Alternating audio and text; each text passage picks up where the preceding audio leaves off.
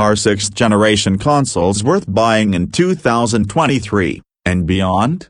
Let's find out.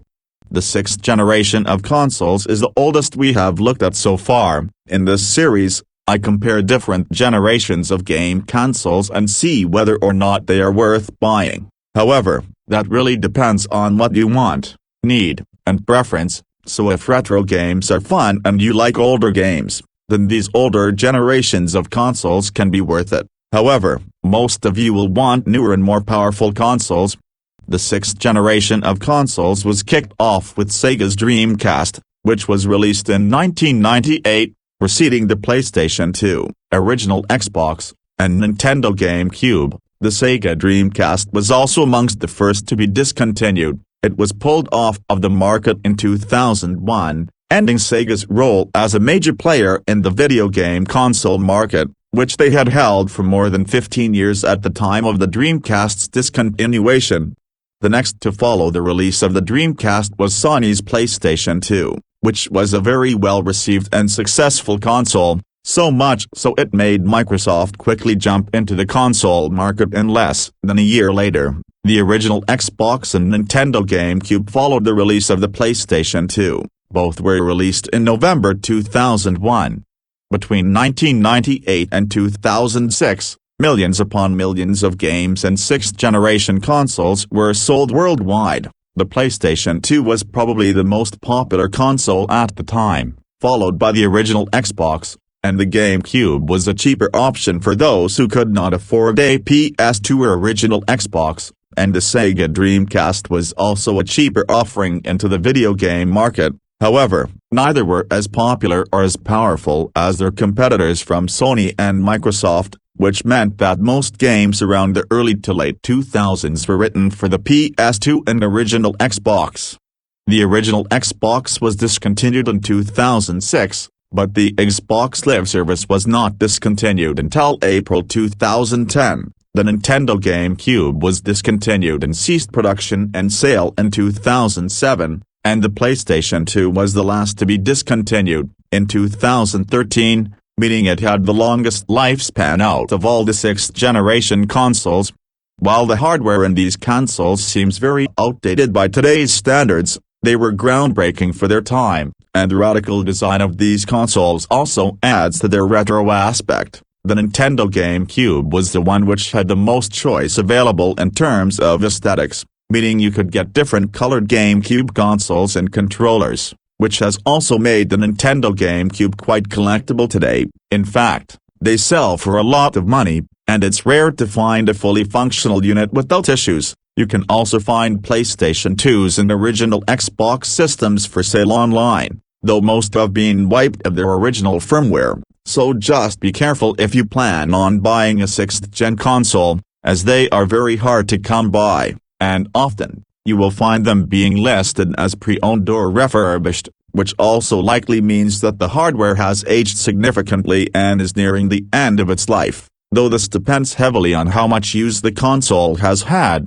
and whether or not new parts can be purchased to replace the older ones. The disc tray and hard drive are what's most likely to fail in a game console. The power supply could also fail at any given time, so be prepared to replace things if things go wrong.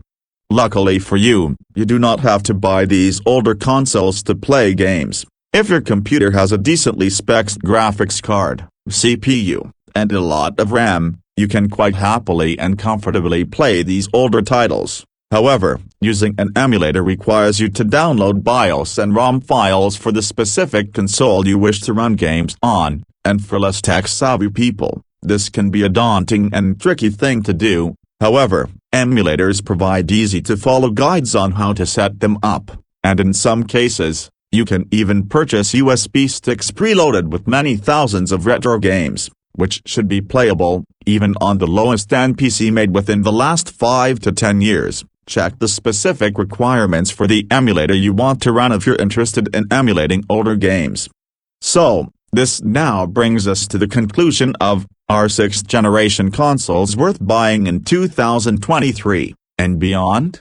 For the most part, no, because most of them have already been disposed of, and if not, older units will likely fail or stop working in the near future, and since you cannot know how frequently and heavily a console has been used, it's advisable to stick with newer current generation ones, because they often have backwards compatibility. The only consoles which do not have this are the Nintendo Switch. It cannot play Nintendo Wii, GameCube, or any other Nintendo games, and it uses cartridges, unlike its predecessors, and the PlayStation 5 can only go back to PlayStation 4 games. Apparently, however, you can even go back as far as the PlayStation 3, though this has been proven to be a myth, which is unfortunate.